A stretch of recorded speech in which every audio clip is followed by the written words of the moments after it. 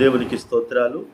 దేవుడు మన పక్షమున ఉండుట అనే ఒక మరి వాక్యాన్ని మనము ధ్యానం చేసుకుందాము. రోమ రాసిన పత్రిక 8వ అధ్యాయము 31వ వచనంలో మనము ధ్యానం చేసుకుందాం. రోమిల రాసిన పత్రిక 8వ అధ్యాయం 31వ వచనం. ఇట్లుండగా ఏమందును దేవుడు మన పక్షముండగా మనకు విరోధి ఎవరు? దేవునికి స్తోత్రాలు. దేవుడు మన పక్షమునుండగా మనకు విరోధి ఎవడని దేవుడు అంటున్నాడు. ఇక్కడ దేవుడు మనం ఎంత దేవునికి దగ్గరైతే దేవుడు కూడా మనకు అంత దగ్గర అవుతా అంటాడు. దేవునికి స్తోత్రం. దేవుడు మరి యెహోషువతో అంటాడు, నేను నీకు తోడై ఉన్నానంటాడు, భయపడకుము అంటాడు.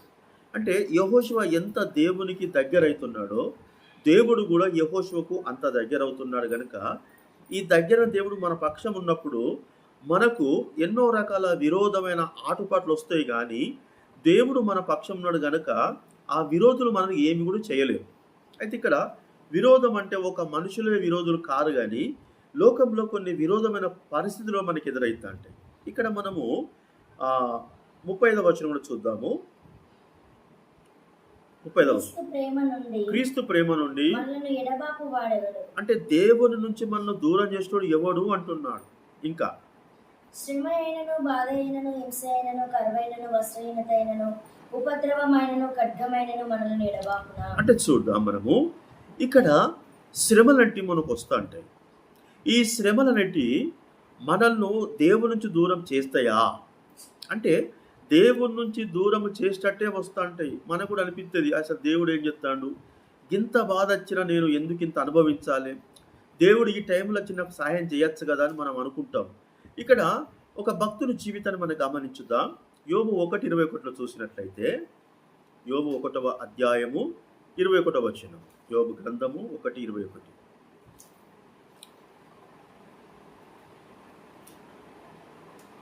యోబు గ్రంథము 1వ అధ్యాయము 21వ వచనము. నేను నా తల్లి గర్భంలో నుండి దిగంబరిని వచ్చి తిని దిగంబరిని అక్కడికి తిరిగి వెళ్ళేదను. యెహోవా ఇచ్చెను, యెహోవా తీసుకొని పోయాను. యెహోవా నామమునకు స్తుతి కలుగును గాక. ఈయన యోబు ఏ టైంలో మాట్లాడుతున్నాడు? అంత ఆరోగ్యంగా, ఆనందంగా, మంచి భోజనం చేసి మాట్లాడుతాడా? ఎలాంటి టైంలో మాట్లాడుతాడు? దేవునికి స్తోత్రం.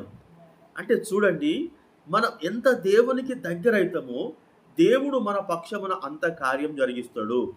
అంటే ఈయనకు శ్రమ వచ్చింది, కానీ ఈ శ్రమ దేవుని నుంచి దూరం చేసిందా? చెయ్యలేదు. రెండో విషయము, కీర్తనలు 6వ అధ్యాయం 6వ వచనం కూడా మనం గమనించుదాము. కీర్తనల గ్రంథము 6వ అధ్యాయము 6వ వచనము. కీర్తనలు 6:6.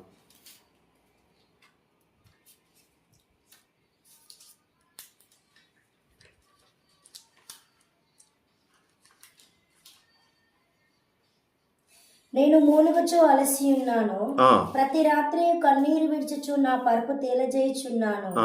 నా కన్నీళ్ల చేత నా పడక కొట్టుకొని పోవుచున్నది, విచారము చేత నా కన్నుల గుంటలు పడుచున్నవి. నాకు బాధ కలిగించు వారి చేత అవి చివికి ఉన్నవి. చూడండి, బాధ అంటే ఈయన కూడా బాధ వచ్చింది, బాగా బాధ వచ్చింది పాపం. ఆ బాధతో ఏమైపోతున్నాడు? ఏడుస్తున్నాడట. ఏడుస్తున్నప్పుడు ఏం జరుగుతున్నది? ఆయన పడక ఏదైతే ఉన్నదో దాన్ని ఏమంటారు? పరుపు. అంటే ఎంత ఏడిస్తే ఆ పరుపు కొట్టుకపోతుందో మనం గమనించాలి. అంటే ఇంత బాధ కూడా దేవుడి నుంచి దూరము చెయ్యది అని వాక్యం చెప్తున్నది. Praise the lord. మొదటిగా యోబు జీవితంలో శ్రమ వచ్చింది, కానీ దేవుడి నుంచి దూరము చెయ్యలేదు. ఇప్పుడు కీర్తనకారునికి బాధ వచ్చింది, దేవుడి నుంచి దూరము చెయ్యలేదు. అపోస్తులు 8వ అధ్యాయం 1వ వచనం చూసినట్లయితే, అపోస్తులు 8వ అధ్యాయము 1వ వచనం. 8వ అధ్యాయము 1వ వచనం. ఆ కాలమందే యెరూషలేములోని సంఘమునకు గొప్ప హింస కలిగింది. చూడండి, అపోస్తలులు తప్ప అందరూ యూదయ సమరయ దేశముల యందు చెదిరిపోయి. చూడండి, ఇక్కడ హింస కూడా కలిగింది. అందుకే అంటున్నాడు, దేవుడు అపోస్తుల పక్షంలో ఉన్నాడు గనక చెదిరిపోయేటోళ్ళు చెదిరిపోయారు, కానీ అపోస్తులు మాత్రం చెదిరిపోకుండా అక్కడనే స్థిరంగా ఉన్నారు. దేవునికి స్తోత్రం. అంటే మనకు శ్రమలు ఎట్లా వచ్చినా కానీ దేవుడికి మనం దగ్గర అయితే దేవుడు మన పక్షమున ఉంటాడని దేవుని యొక్క వాక్యము సెలవిస్తున్నది. మొదటి రాజుల గ్రంథము 17వ అధ్యాయము 14వ వచనము. మొదటి రాజుల గ్రంథము 17వ అధ్యాయము 14వ వచనం. మొదటి రాజులు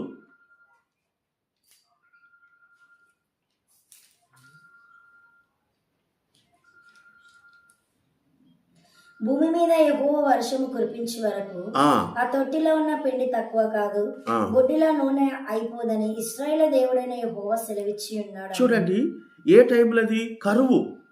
ఏలియా కాలంలో ఒక గొప్ప కరువు వచ్చింది. 3.5 సంవత్సరాలు వర్షం పడలేదు, మంచు కూడా కురవలేదు. అంటే అంత భయంకర కరువు వచ్చినా కానీ దేవుడు ఏలియా పక్షంలో ఉన్నాడు గనుకనే దేవుడి నుంచి దూరం కాకుండా దేవుడు అతను పోషించుకుంటూ వచ్చిండు. Praise the lord.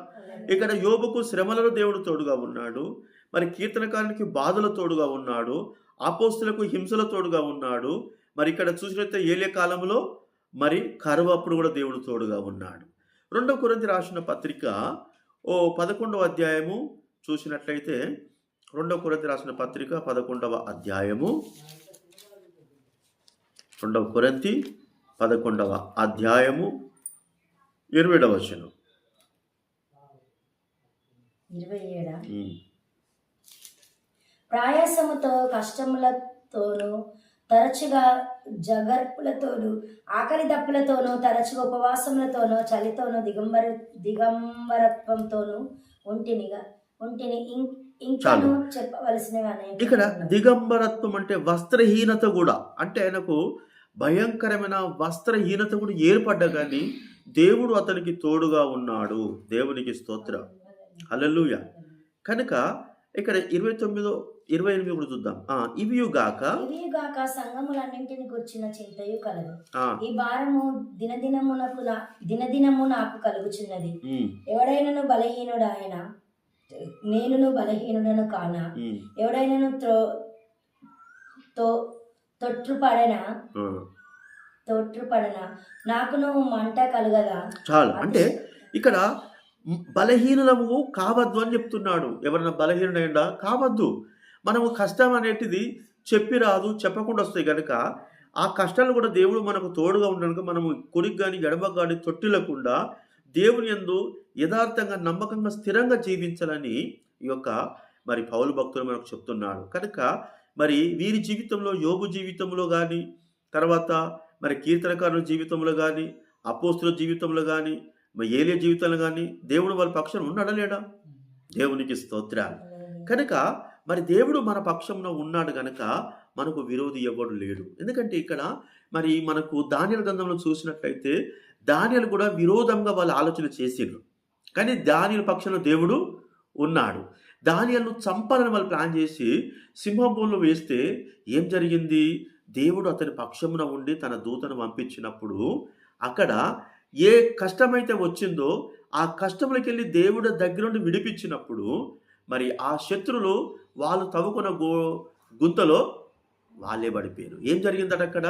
ఏ సింహాలకు దానియేలు బలియాలని చూసిండ్రో ఆ సింహాలే ఆయన మీద ఎక్కువ చేసిన వాళ్ళ మీద ఎగిరి వాళ్ళ బొక్కలు కూడా పగల కొరికినాయట. దేవునికి స్తోత్రాలు.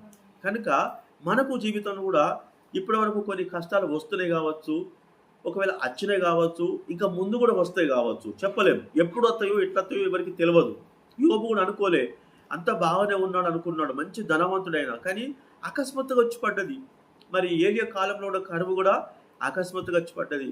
దావీదు కూడా ఒకప్పుడు గొలియాతును జయించిన వ్యక్తి, అతను కూడా అకస్మాత్తుగా వచ్చి పడితే ఎట్లయిపోయిండు? ఆయన శరీరరీతిగానేమో గొలియాతును జయించగలిగిండు, కానీ ఆయనకు వచ్చిన పర్సనల్ ప్రాబ్లమ్స్ని బట్టి శరీరంతో కండలు పనిచేయి అక్కడ ఏడుస్తూ ప్రార్థన చేస్తున్నాడు, కన్నీటితో ప్రార్థన చేస్తున్నాడు. Praise the lord. ఇంకా మన విశ్వాస జీవితంలో కూడా మనకు కష్టాలు ఎప్పుడొస్తాయో ఎట్లతో తెలియదు, కానీ ఎట్లొచ్చినా దేవుడు మాత్రం మన పక్షం ఉన్నాడు కనుక మనకు మనుషులు విరోధులు కాదు, కానీ ఈ యొక్క హింస, ఈ శ్రమ, ఈ కష్టం కూడా మనకు విరోధమైనవి. ఇవి కూడా మనం అప్పుడప్పుడు బాధ పెడతా ఉంటాయి. కనుక దేవుడు మన పక్షం ఉన్న సంగతి మనం మర్చిపోకుండా గమనించుకొని దావీదులాగా దేవుని దగ్గర మోకరించి కన్నీరు గడుస్తూ ప్రార్థన చేసి మన కష్టాలకు వెళ్ళి మనము బయటికి వెళ్ళడానికి ప్రయత్నం చేద్దాం. కొద్ది మాటలు ప్రభు మన వెనుకలో దీవించునుగాక. ప్రార్థన చేసుకుందాం.